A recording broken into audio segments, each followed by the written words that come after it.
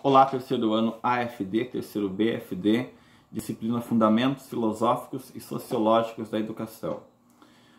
No vídeo anterior eu falei com vocês sobre Engels, falei da biografia dele, bastante resumida, mas comentei um pouco, de seu vínculo com Karl Marx e de como ele ajudou a construir a teoria que nós conhecemos como marxismo. Bom, não sei se vocês lembram, o Engels é filho de um burguês, de um coproprietário de uma indústria têxtil, residindo na Alemanha, e ele começa a se envolver com agitações políticas, começa a ser influenciado pelo pensamento da época. A Alemanha sempre foi um polo irradiador de pensamento, né? Se você pensar o tanto de filósofo alemão que você estuda, o tanto de sociólogo alemão, é uma coisa absurda. Então o pai tem aquela boa ideia, quer saber, se eu deixar meu filho aqui, ele vai virar um delinquente, né, para usar um termo de hoje, vai virar um louco, como que pode? Onde eu errei na criação desse menino, dei tudo o que ele podia ter e ele está indo para outro caminho. É a expectativa que o pai tem, né? O pai tem a sua vida, pedala, ganha a sua vida, e aí ele quer que o filho siga o mesmo caminho. Eu vou mandar o Engels para Manchester. Lá na Inglaterra ele não vai ter amigos, vai ficar isolado, provavelmente vai esquecer essas ideias. Esse negócio de socialismo deve ser coisa de adolescente, vou mandar para lá. Estou fazendo aqui uma sátira, né? Mas é mais ou menos isso mesmo. E manda o Engels para Manchester, achando que a ideia do socialismo ia morrer. O Engels, de fato, não tinha amigo lá na Inglaterra, mas ele já se articula rapidamente. De dia ele trabalha como um gerente, como o burguês, e de noite ele vai para os bairros operários, junto com aquela que viria a ser sua esposa, que é a operária irlandesa Mary Burns. Então ele acaba, o tiro do pai sempre pela culatra. Ao invés de fazer o filho deixar de lado as ideologias socialistas, jogou o filho na cidade, no país, que era o centro da Revolução Industrial, e que tinha muitos operários. Ele vai estudar em loco a vida desses operários e vai perceber que é uma vida desgraçada, por assim dizer. Bom, quando que existe classe operária? Usando o rigor sociológico aqui, o que é classe operária, professor? Classe trabalhadora? Assim, não sei se vocês lembram, a classe operária ela surge em oposição às corporações de ofício, no qual o mestre e o aprendiz, o funcionário, eles trabalham em empresas domésticas, em fabriquetas domésticas. O cara vai lá, faz o sapato inteiro, ele não faz a taxinha. Ele prega a taxinha, ele cola onde tem que colar, trabalha o couro e faz um sapato inteiro. É um trabalho manual. E ali existe a esperança, né? Você entra como aprendiz e sonha em se tornar mestre, aprender o ofício de fato. Com a invenção da máquina a vapor de James Watt, em 1764, há uma revolução nos meios de produção.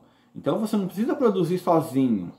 Começa a surgir armazéns, grandes espaços nos centros urbanos que compartimentam o trabalho. Agora um pega a taxinha, outro prepara o couro, outro pinta o couro, outro movimenta a peça inacabada do local X para o local Y. Para você ter uma ideia visual, lembra aquele filme que vocês já viram 2.203 vezes, que é Tempos Modernos, de Charlie Chaplin? É mais ou menos isso. Cada um faz uma coisa, um aperta aqui, outro aperta ali, e amplia a produção. Então, para Engels, a classe trabalhadora ela surge a partir desse momento em que a produção é feita de modo coletivo. E qual que é a expectativa? O que a Revolução Industrial deveria trazer de positivo para a sociedade? Pense assim, eu penso que você é um operário. Você que está me ouvindo, aluno de formação docente, virou um operário antes da Revolução Industrial. Qual que era teu sonho? Se você era aprendiz, era aprender a profissão e virar mestre. Quando você virasse mestre, eu consigo fazer, vamos usar o sapato? Eu consigo fazer 5 sapatos, 3 sapatos no dia. 3 ou 5 sapatos no dia. Tá, vamos por 5. Perfeito. Com 5 sapatos eu consigo pagar meu aprendiz, um funcionário que eu tenho, e ainda consigo me alimentar razoavelmente bem, trabalhando 10 horas por dia. Com a Revolução Industrial, o que acontece? Essa produção de 5 sapatos vai para 1000 sapatos. Aí o raciocínio lógico era, bom, se eu produzia 5 e sobrevivia, quem produz 1000 vai sobreviver. Logo eu posso diminuir minha carga horária de trabalho. Vou diminuir minha carga horária de trabalho. E para produzir 1000, digamos que vale 100 funcionários. Então cada um produz 10, dobrou a produção. Logo, fazendo o cálculo aqui, eu posso trabalhar 5 horas por dia que eu vou viver muito bem. Só que não é assim que ocorre na prática. A produção aumenta e a tua carga horária ela não diminui. É esse o grande problema que o socialismo vê. Por que se a produção aumenta, a carga horária não diminui? Ou por que o salário não aumenta correspondente ao aumento da produção? Então são essas perguntas que movem o socialismo marxista a refletir sobre a situação dessa classe trabalhadora. Vocês conseguem captar o que eu quis dizer aqui? Se você precisa trabalhar para sobreviver, e sobreviver aqui eu estou dizendo não é se alimentar, é sobreviver, ter acesso aos bens culturais, essas coisas. Se você trabalha tantas horas para isso, a produção aumentou, por que as suas horas de trabalho não diminuem? Né? Qual que é a lógica? O Engels e o Marx, estou dando um spoiler aqui, spoiler, né? Nem sei pronunciar essa palavra moderna de vocês, eles percebem que esse lucro fica nas mãos do patrão, que o operário só oferece a mão de obra cada vez pior de todas. Bom, vamos lá para a obra, a situação da classe trabalhadora na Inglaterra, na página 3 da apostila autor 11 que eu lhes enviei. Em negrito ali, na introdução, já diz assim: até então, o operário tivera sempre a perspectiva de mais tarde se poder instalar como mestre em qualquer parte e até contratar companheiros. Mas agora os próprios mestres foram despojados pelos industriais. Só agora é que o proletariado se tornou uma classe estável da população, enquanto outrora não era muitas vezes senão uma transição para o acesso a uma burguesia. O que o Engels está dizendo?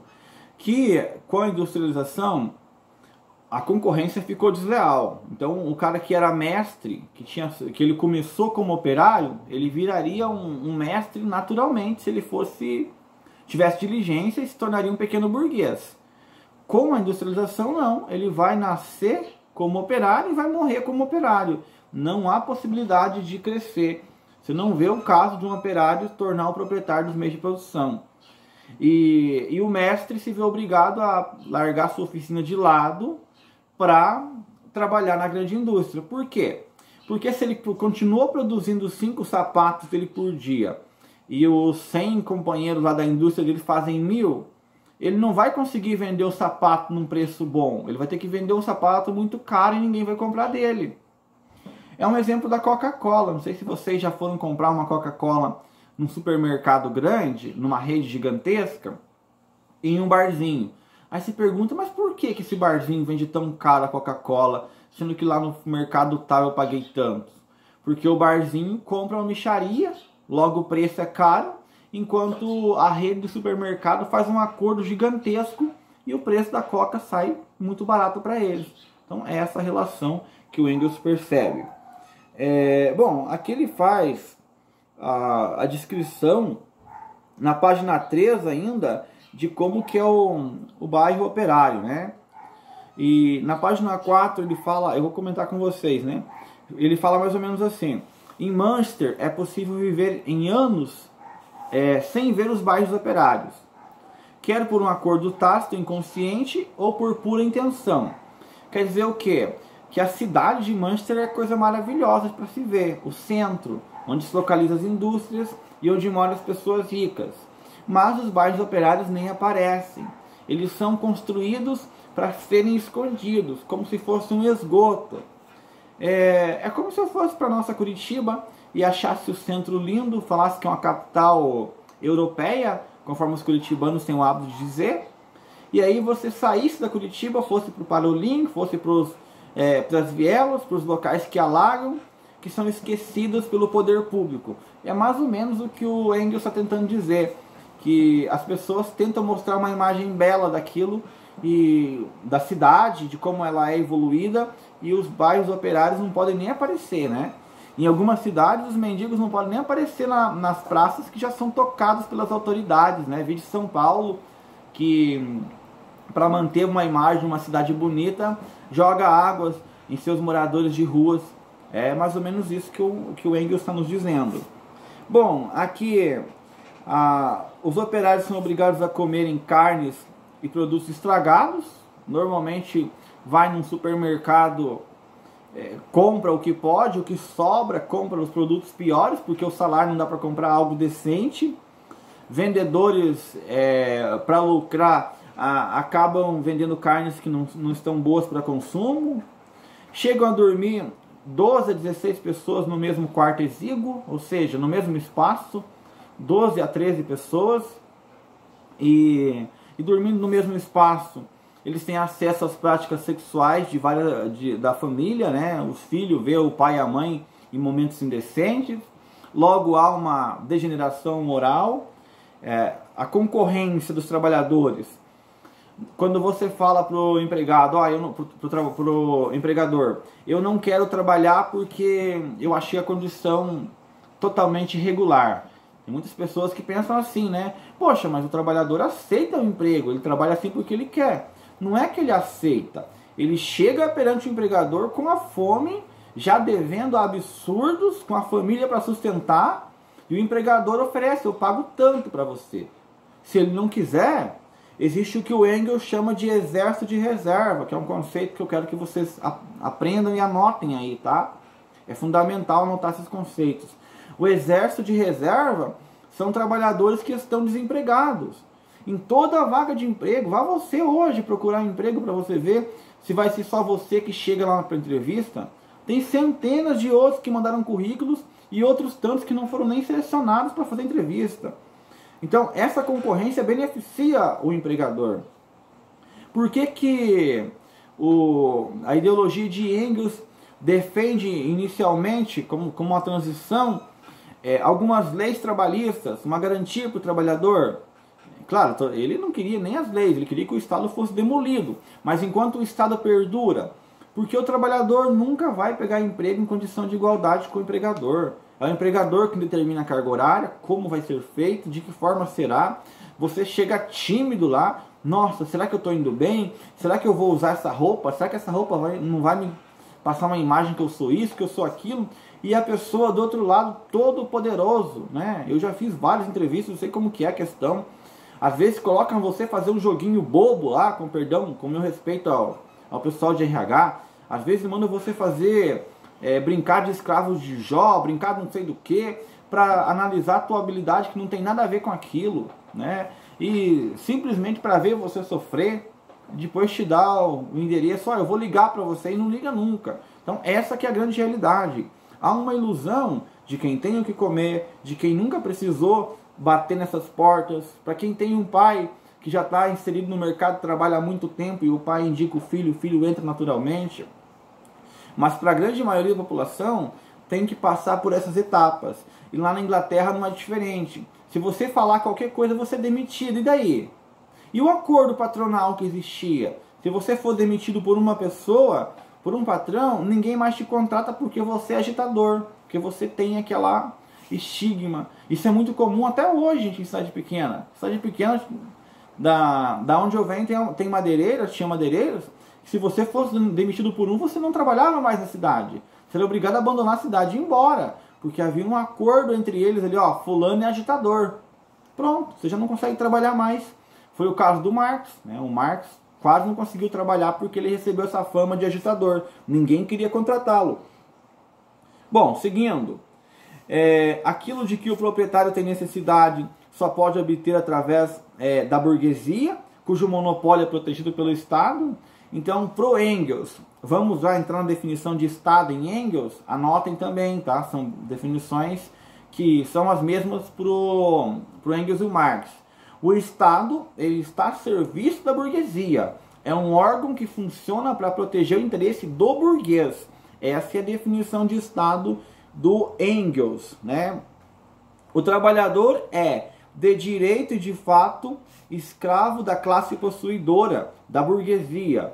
Sua escravidão é tanto que é vendido como mercadoria, que seu preço sobe ou desce como mercadoria. O que o Engels está dizendo? O que define o teu salário não é o teu trabalho em si, mas é o valor da mercadoria que você produz. Ou seja, você é valorado como se fosse uma mercadoria. Você passa a ser coisificado, para usar uma expressão de Engels. Para finalizar a página 4 ali, e finalizar o vídeo, na Inglaterra, na Europa em si, nessa época, as fronteiras não eram fechadas, certo? Então o que acontece? Se alguém resolve fazer uma greve e não trabalhar, os empregados de uma região, os habitantes de uma região da Europa vão para outra. Na Inglaterra, quando operários ingleses faziam greves para pressionar salário, condições de vida melhores, eles eram mandados embora e os irlandeses assumiam o posto. Então era difícil articular uma resistência contra esse governo nascente. E só para fechar esse vídeo, eu queria deixar bem claro também, hoje quando nós falamos de marxismo, da teoria de Engels e Marx, as pessoas pensam que se resume a um partido de esquerda, né? Nossa, são partidos de esquerda, vão pensar em PT, PSTU, PT não sei, né? Vão pensar em PSOL, mas não era só isso. Nós temos que imaginar que na sociedade na qual o Engels viveu, na Alemanha na qual ele viveu, o marxismo está na formação dos partidos da chamada social-democracia russa, da social-democracia russa, da social-democracia alemã, ou seja, era uma luta para tirar o poder de poucas pessoas.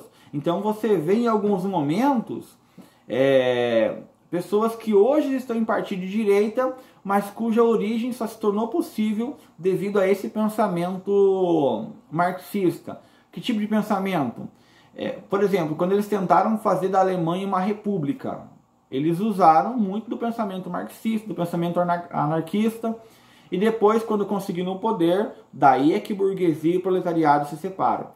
Para citar a Rússia, que eu acabei citando aqui por ato falho, mas só para comentar, se você pensar na questão da Revolução Russa, de um lado todo mundo tá influenciado pelo marxismo, tanto os mencheviques quanto os bolcheviques. Aí quando eles assumem o poder, quando os mencheviques assumem o poder, aí é que existe essa separação, mas antes disso era tudo unificado. Tranquilo? Na próxima aula eu continuarei falando dessa obra.